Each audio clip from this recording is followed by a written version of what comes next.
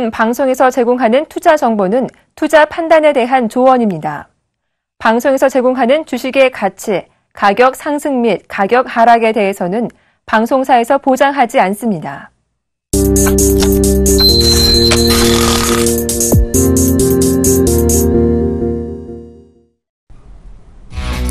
네, 시장에 이슈가 될 종목 5가지 선정해서 탑픽2까지 꼽아드린 증시 탑5 시간입니다. 중국 상하종합 증시가 약 7년 만에 4,000포인트를 돌파시키고 있다. 이 소식 언젠가 한 번은 들어보셨죠? 오늘도 추가 상승하면서 4,000포인트 안착을 꾀하고 있는데요. 이렇게 불붙은 증시에 기름 붓는 격인 뉴스가 하나 나와서 공유하려고 합니다. 중국인 한 명당 계좌 개설 숫자를 20개까지 많이 늘려도 허용하겠다라고 당국이 얘기를 한 건데요. 결국 투자 열기는 더욱더 뜨거워지겠죠.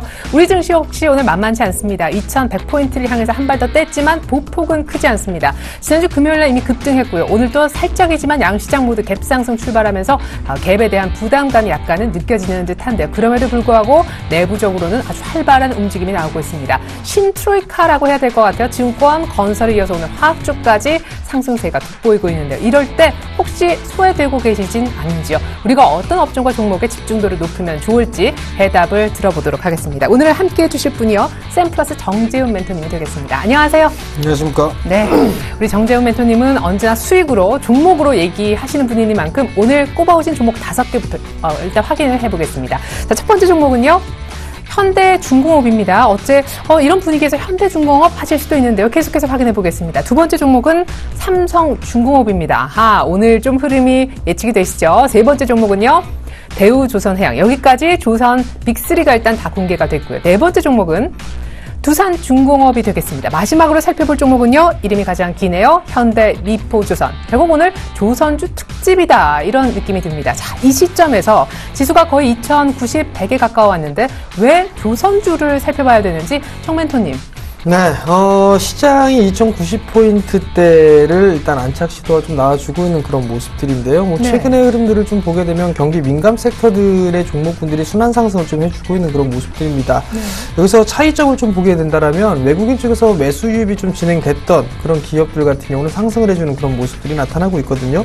이러한 모습을 놓고 봤을 때 일단 조선 쪽 섹터들도 나름대로 좀 괜찮은 그런 모습들을 좀 보일 수 있다라고 좀 보셔도 좋을 것 같고요. 대체적으로 실적에 대한 부분들이 어느 정도 이제 이 바닥을 쳤다라는 그런 인식이 좀 강해지고 있는 그런 사항들입니다. 그렇다면 이제 실적은 좀 좋아질 그럴 가능성이 좀 높은 기업들 중에서 일단은 주가가 못 올랐던 그런 섹터들 같은 경우 관심 있게 좀 보셔도 좋지 않을까라는 좀 생각이 들고요.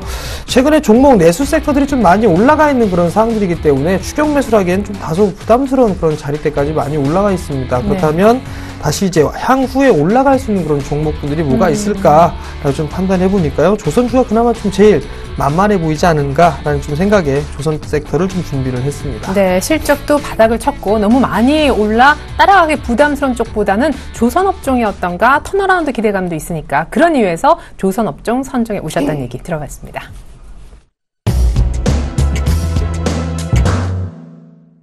네, 탑1 첫 번째 종목부터 보도록 하죠.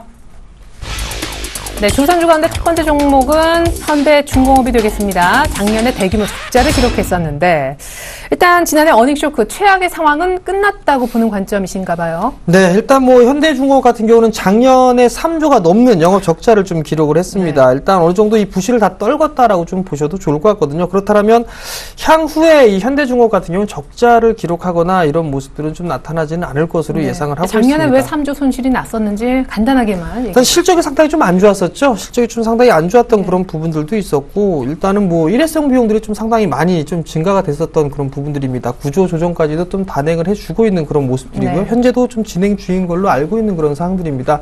그렇다면 이제 더 이상 떨어낼 그럴 부분들은 없는 그런 사항들이고요. 또 하나는 이 경기하고도 좀 밀접한 관계가 있다라고 좀 보셔도 좋을 것 같은데 경기가 안 좋다 보니까 이 수주에 대한 부분들이 좀 지연이 되는 그런 부분들도 있죠. 예. 이러한 부분들로 인해서 실적이 좀 안 좋아졌다라고 좀 보셔도 좋을 것 같습니다. 근데 이제 어느 정도 이 올해는 큰 금액은 아니지만 어느 정도 턴어라운드가 좀 예상되지 않을까라고 좀 판단이 되고요. 일단 기술적인 흐름상으로 좀 보더라도 바닥권역은 때 서서히 좀 탈피를 해 나가는 그런 모습들이 나타나지 않을까. 즉 턴어라운드가 가시화가 된다라면 주가에 대한 상승을 좀 논할 수가 있을 것 같고 같고요. 그리고 최근에 흐름들을 좀 보게 된다라면 저 PBR 종목군들이 나름대로 움직이는 그런 모습들이 나타나고 있는 그런 상황들입니다. 현대중업 같은 경우를 보시게 된다라면 자산 가치만 보더라도 21만 원대에 일단 가치를 좀 보유하고 있는 그런 반면에 현대중업 같은 경우는 지금 20만 원이 안 되죠. 14만 원대, 15만 원도 안 되는 그런 모습들이 나타나고 있습니다. 결국 뭐 0.6배 정도, PBR 0.6배 정도 수준으로 좀 진행이 되고 있다라고 한다라면 충분히 올라갈 수 있지 않을까라고 좀 판단이 됩니다. 잠깐 기술적인 흐름들을 좀 보시겠는데요. 현대중업 같은 경우는 중기적으로 하락 추세대를 넘어가는 그런 모습들이 좀 보여지고 있습니다. 이 다른 종목군들의 한번 흐름들을 좀 보면 롯데케미칼 한번 볼게요. 롯데케미칼을 좀 보시게 된다라면 하락 추세를 돌파를 해주고 난 이후의 흐름들을 보게 된다라면 추가적으로 상승 시도가 나와주는 그런 모습들을 좀 보여지고 있죠. 유가에 대한 부분들 때문에 많이 못 올라갔었다라는 그런 부분들이죠. 근데 이제 롯데케미칼 같은 유가 하락에 대한 수혜주로 탈바꿈을 해주는 그런 모습들이 나타났습니다. 다시 현대중공으로 돌아오게 된다라면 현대중업 같은 경우 유가 하락에 대한 부분들, 운임이라든가 이런 부분들을 오히려 금액이 더 저렴하게 좀 운반할 수 있지 않을까라는 좀 생각을 해볼고요. 개인적으로는. 그 다음에 경기가 회복이 된다라면 충분히 이 실적이 좀 돌아설 수 있다라는 점, 그리고 저PBR이라는 점, 이런 면으로 좀 놓고 봤을 때는 일단 매수 포인트를 좀 잡아도 좋지 않을까라고 좀 생각이 들고요. 또 하나는 외국인 쪽과 기관 쪽 동반적으로 매수를 해주고 있는 그런 모습들이죠. 금일 같은 경우도 외국인 쪽의 순매수 포지션 상위에 랭커가 되어 있는 그런 모습들로 놓고 봤을 때는 저가 매수에 대한 부분들을 노리는 그런 전략이 아닌가라고 좀 판단이 됩니다. 그렇기 때문에 일단 분할로 매수 포인트를 좀 잡아보게 된다라면 아무래도 17만 원 정도 때까지는 상승을 할 수 있지 않을까라고 좀 보여지는데요. 27만 원 언저리 자리대에 갭이 하나가 있습니다. 이 갭을 메워주는 그런 모습들은 충분히 좀 나타나지 않을까라고 좀 판단이 되기 때문에 일단 보유를 하고 계신 분들이라면 반등을 좀 더 나올 때까지 보유를 해보실 수 있는 그런 전략이 좀 필요할 것 같고요. 남의 떡이 좀 커 보입니다. 내수 섹터 쫓아가는 그런 흐름들보다는 내가 조선 섹터를 물려서 보유하고 있다면 반등을 좀 더 노리는 전략이 좀 좋을 것으로 예상을 합니다. 근데 오늘 또 갭상승 출발해서 4% 가까이 오르고 있는 시점인데 이 가격보다 조금 더 싸게 사고 싶다 하시는 분들은 매수가를? 가격 주면 14만 원 이하권역부터 보시는 게 좋을 것 같아요. 14만 원 정도가 되면 어느 정도 이 지지 라인대는 형성이 되지 않을까라고 좀 보여지고요. 기대 수익률이 뭐 20% 이상 나오는 그런 상황들이기 때문에 뭐 손절이라는 그런 생각들보다도 어느 정도 이익을 낼 수 있다라는 그런 쪽으로 좀 생각을 하시고 접근을 하면 괜찮을 것 같습니다. 네, 최근 들어서 수급도 좋아지고 있는데 현대중공업 14만 원대부터 매수하기 시작해서 17만 원까지 목표가 볼 수 있겠다 얘기 들어봤습니다. 속보가 나와서요. 전달을 해드려야 될 것 같아요. 제가 앞서서 중국 좋다 얘기를 드렸었는데 무역 수지가 3월 달에 공개가 됐습니다. 181억 6천만 위안 정도 집계가 됐는데요. 예상이 2,500억 위안 정도였습니다. 예상의 몇 분의 1밖에 안 나온 거죠. 이게 계산이 어떻게 됩니까? 3월 달 수출이요. 아주 큰 타격을 미친 것 같습니다. 예상은 증가였어요. 8% 이상 8.2% 늘어날 것으로 봤었는데요. 3월 달 오히려 14.6%나 급감하면서 무역 수지가 크게 악화된 것으로 보여집니다. 근데 중국은 또 지표가 이렇게 안 좋게 나와도 오히려 부양 기대감 때문에 증시는 호재로 받아들일 수도 있으니까 오늘 추가적으로 시장의 반응, 리액션을 잘 참고하시면 좋겠습니다. 어쨌거나 속보 전해드렸고요. 탑1 종목은 현대중공업이었죠.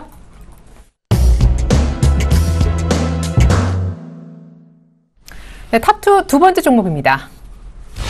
조선주 가운데 두 번째 종목으로는 삼성중공업을 한번 볼 텐데요. 삼성엔지니어링과의 합병 이슈. 그렇죠. 지난해 일단 합병을 실패했지만 계속해서 시도를 하고 있잖아요. 네, 아마도 다시 시도를 할 것으로 좀 예상을 합니다. 일단 삼성중공업 같은 경우는 조금 취약한 부분들이 해양 플랜트 쪽에 좀 취약한 부분들이 있는데 근데 유가가 빠지면서 수주가 잘 안 됐죠. 네, 일단 이 기술을 아마 삼성엔지니어링이랑 합병을 하면서 이 시너지를 극대화시키는 그런 전략을 구사하지 않을까라고 좀 생각이 듭니다. 과거에 이 합병이라는 얘기가 좀 있었는데 연기금 쪽에서 반대가 좀 있었죠. 그 부분들 때문에 합병이 좀 무산되는 그런 모습들이 나타났단 말이에요. 네.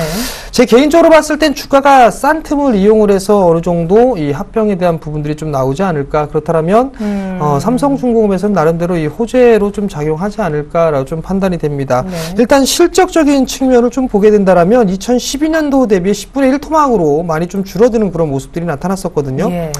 일단 뭐 1조 2천억대 영업이익을 좀 기록을 했었는데 작년 같은 경우는 1,800억대 거의 뭐 10분의 1 토막이죠. 그러면 결국에는 실적이 줄어든다라는 얘기는 경기적인 그런 부분들도 있겠지만 일단 어느 정도 이 수주 물량을 좀 다른 쪽으로 뺏긴다라고 좀 생각을 할 수도 있을 것 같습니다. 네네. 그러한 보완점을 뭐 삼성 엔지니어링과 합병을 한다라면 좀 더 시너지 효과가 나오지 않을까라고 좀 보여지고요.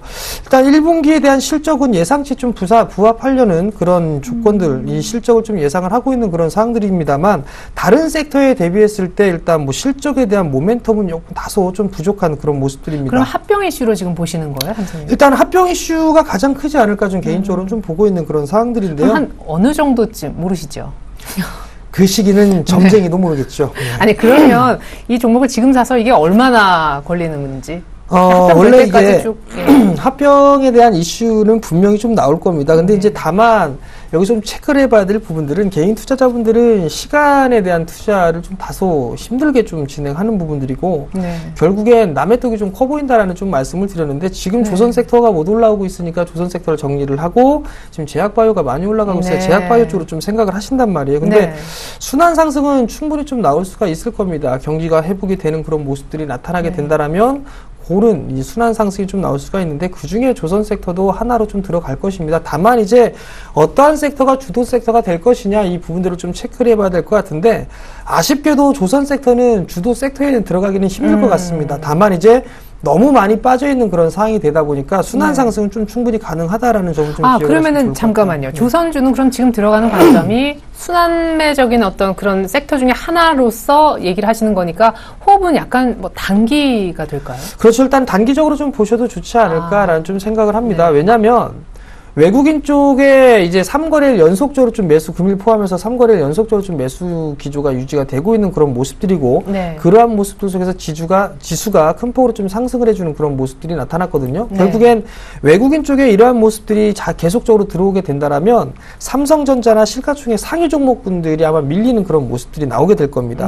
그러면 지금의 시가총액 상위 종목군들의 흐름들을 좀 보시게 된다라면 시가총액 상위 종목군들이 웬만한 종목군 빼고 다 하락을 해주는 그런 모습들이거든요. 삼성전자, 현대차, 한국전력, 그다음에 우선주, 현대모비 다 밀리는 모습이란 말이에요. 그러면 다른 경기 민감 섹터들의 순환매가 좀 나올 수 있는 그런 모습들입니다. 지수가 큰 폭으로 하락을 하기보다는 어느 정도 순환매가 좀 나올 수 있다라면 많이 못 올랐던 경기 민감주 쪽으로도 컨택이 될 수 있다라는 얘기겠죠. 그럼 결국엔 조선 섹터도 못 올라가 있는 그런 사항들이기 때문에 충분히 상승을 할 수 있다라고 좀 생각을 해보시는 게 좋을 것 같습니다. 네, 그러면 삼성중공업은 실적이 뭐 아주 크게 기대할 부분은 없다라고 하셨으니까 실적 발표 전으로 약간 더 빠질 수도 있는 건가요? 뭐 크게 빠질 자리는 없습니다만. 어느 정도 부합이 된 그런 부분들이고 실적이 썩 좋지는 않을 것이다. 뭐 예상치에 부합할 것이다. 이런 얘기는 이미 이제 알려져 있는 그런 사항들이기 때문에 여기서 뭐 급락이 나오거나 그러지는 않을 겁니다. 그리고 또 하나는 기관 쪽에서 매수 유입이 좀 진행이 되고 있는데 최근에 우리나라에서 뭐 제일 큰 매수를 좀 한다고 하는 연기금 쪽에서 꾸준하게 매수 유입이 좀 되고 있다라는 그런 부분들 이런 모습들을 놓고 봤을 때는 어느 정도 하반 경직을 좀 보일 수 있다라고 보셔도 좋을 것 같고요. 박스 권역이 일단 아직까지는 박스 권역으로 좀 진행되는 그런 모습들인데 일단 박스 상단권역으로 좀 보시게 된다면 한 21,000원 정도를 좀 보셔야 될 것 같습니다. 그 자리대가 넘어가게 된다라면 그 다음 수순으로는 24,000원 정도를 좀 볼 수가 있을 것 같거든요. 그러니까 1차 목표가는 뭐 무난히 도달한다라고 좀 보셔도 좋을 것 같고 좀 더 여유를 보시게 된다면 한 24,000원 정도 때까지는 좀 더 보실 수 있는 그런 전략이 필요하지 않을까라고 좀 판단을 하고 있습니다. 네, 흥분을 가라앉히고 과연 조선주 가운데 삼성중공업을 픽업할 분이 계실까 싶긴 한데 일단 삼성중공업을 갖고 계시다면 21,000원대까지 그 다음 코스는 2차 목표가 24,000원까지 제시가 됐네요.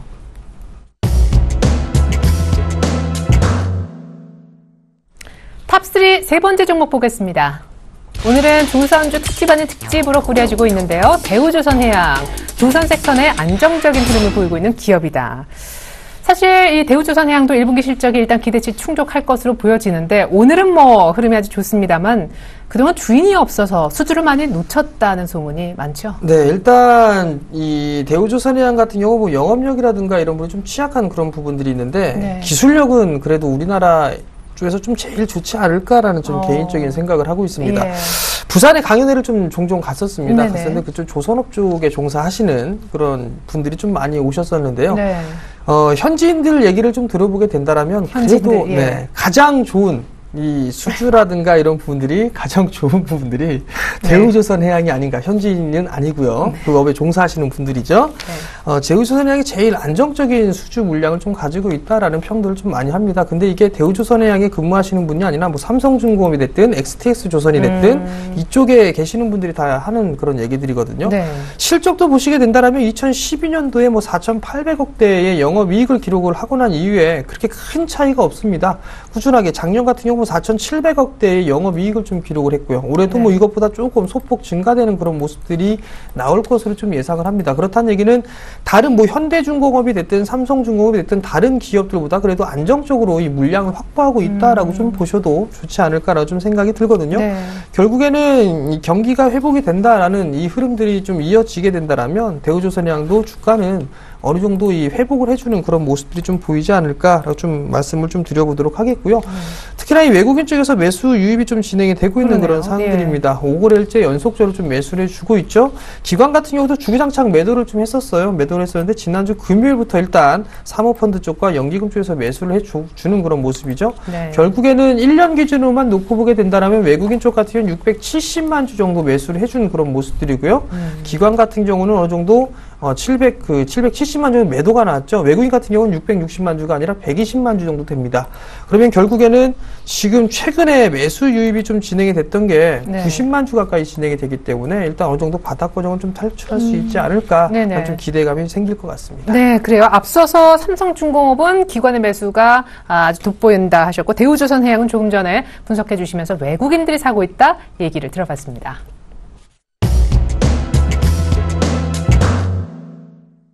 탑4 네 번째 조선주입니다. 자, 두산중공업인데요. 조선주 아닌 조선주 하셨어요.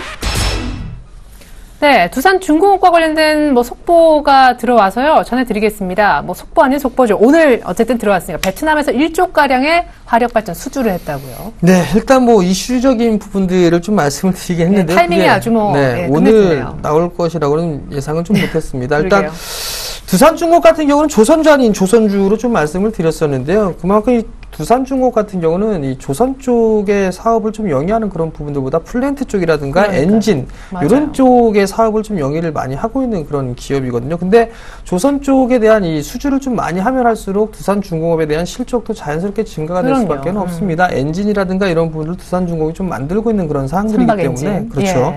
실적에 대한 추이는 꾸준하게 늘어나는 그런 모습들이 나타나지 않을까라고 좀 생각을 하고 있고요.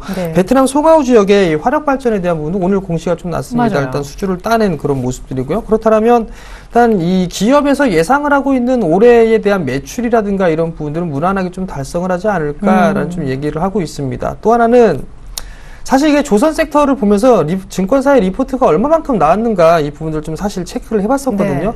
몇 개 안 나왔습니다. 그렇죠. 그렇다는 얘기는 이미 애널리스트들도 조선 쪽이라든가 이런 쪽에는 오히려 관심이 없고 지금 바이오 쪽이라든가 제약 이런 쪽은 상당히 많이 있거든요. 결국은 아무도 쳐다보지 않고 있는 섹터이기 때문에 봐도 되지 않을까 좀 생각을 하고 있습니다. 모두 다 볼 때 시장의 꼭지인 것처럼 애널리스트 보고서도 지금 쑥쑥 줄어들고 있는 조선 섹터를 오히려 봐야 될 때다. 두산중공업은 잠깐 좀 차트를 봤으면 좋겠는 게 연후 이제 조선주 전통적인 조선주보다는 힘이 좀 있었네요. 네, 일단은 주구장창 빠지긴 빠졌습니다. 빠졌는데 최근 들어서 보게 되면 21,000원대 바닥을 찍고 나서 움직였었죠.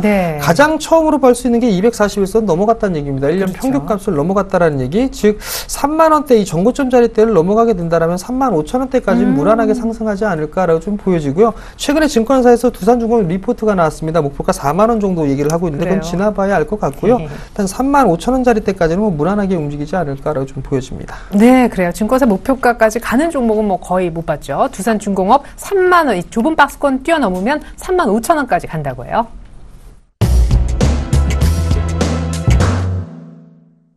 네, 조선주 마지막 종목입니다. 탑5 마지막 조선주는 현대 미포조선, 경기회복 최대 수혜주라고 하셨는데요. 사실 현대중공업만큼 수급도 제 눈엔 좋아 보이더라고요. 경기 회복이 되면 조선주가 전체적으로 좋을 건데 최대 수혜주라 하셨어요? 예, 일단 현대미포조선 같은 경우는 제가 개인적으로 제일 좋아하는, 그나마 좋아하는 조선 섹터입니다. 일단 이 사업 부분들을 좀 보게 되면 중소형 선박을 위주로 좀 많이 만들고 있는 그런 네. 상황들이거든요. 그렇다면 이 현대미포가 경기가 회복이 되면 물동량에 대한 증가 부분들은 분명히 나타날 수밖에 없는 그런 상황들입니다. 네. 그럼 자연스럽게 현대미포에 대한 부분들 수혜를 좀 받을 수가. 근데 언뜻 대형 선박 이런 사업을 하면 돈도 막 수주 하나에 오면 돈도 더 금액도 클 것 같은데. 근데 일단은 중소형 쪽에서는 상당히 좀 기술력을 좀 가지고 있는 그런 상황들이고요. 일단 현대미포조선은 에코십이라고 해서 상당히 좀 기술력을 갖추고 있는 그런 상황들입니다. 또 하나는 이 만디젤이라는 엔진을 좀 만드는 그 세계기적인 기업이 있는데 현대미포조선의 배만큼은 상당히 좋다라고 인정까지 해주는 그런 모습들을 좀 보였었거든요. 그렇다면 이 현대미포조선 같은 경우 충분히 추가적인 상승은 좀 나올 수 있다라고 좀 보여집니다. 네. 다만 이 2013년도와 14년도 이 부분들 실적이 그렇게 썩 좋지는 않았습니다. 경기에 영향을 좀 받았다라고 좀 보셔도 좋을 것 같은데요. 충분히 턴어라운드가 가능할 것이다라고 좀 예상을 하고 있습니다. 거기에 따라서 뭐 수급적인 부분들도 양매수가 좀 들어와 주고 있는 그런 모습들이죠. 네네. 외국인 쪽과 기관 쪽에서 매수를 함께 해주는 그런 모습들을 보여주고 있고, 최근 들어서 기관 쪽의 매수가 상당히 좀 공격적으로 해주는 그런 모습들을 놓고 봤을 때는 아마도 추가적인 상승은 좀 충분히 가능하다라고 좀 말씀을 드려보도록 하겠습니다. 네, 중형 PC선 부분에서 강점을 갖고 있고 특화되어 있는 현대 미포조선까지 살펴봤습니다. 수급이 특별히 좋다라고 강조를 해주셨는데, 오늘 조선주 5가지 종목을 살펴봤고요. 이 가운데 탑픽주는요? 예, 맨 마지막에 해드렸던 종목이죠. 현대미포조선을 좀 보시는 게 좋지 않을까? 네. 아까 이미 가장 마음에 드신다고. 그러면 일단 수급이 어느 정도 기관이 공격적으로 사고 있다고 하는데, 기관 중에서 또 누가 그렇게 공격적인 모습을 보이는지요? 자, 잠깐 수급적인 부분들을 보시게 되면 4월 8일경에 23만 주 정도가 들어왔습니다. 연기금 쪽에서 거의 9만 주 가까이 들어와 줬었고요. 사모펀드 쪽, 그리고 보험, 금융투자 골고루 좀 들어와 주는 그런 모습이었는데요. 은행 쪽에서는 일부 좀 매도가 나와주고 있는 그런 모습들입니다. 외국인 쪽도 뭐 4거래일 연속적으로 좀 매수를 해주고 있는 그런 모습들이 좀 긍정적으로 보인다라고 보셔도 좋을 것 같고요. 기술적인 흐름들을 보게 된다면 단기적으로 박스권 상단권역이죠. 상단권역의 금일 돌파 시도가 좀 나와주는 그런 모습들입니다. 89,000원 정도대를 박스 상단권역으로 좀 보고 있는데요. 그 자리대를 넘어서는 그런 모습들을 좀 보여지고 있는 그런 상황들이고요. 거래량은 좀 감소가 되면서 상승을 해주고 있는 그런 모습들이지만, 일단은 상단권역을 뚫어낸 상황들이기 때문에 추가적인 상승 시도는 좀 가능할 것으로 좀 예상을 합니다. 일단 기본적으로 뭐 6자리 정도 때까지는 무난하게 움직이지 않을까라고 좀 1차적으로 그 정도까지 좀 보고 있는데, 일단 짧게 목표가를 좀 잡아드리도록 하겠고요.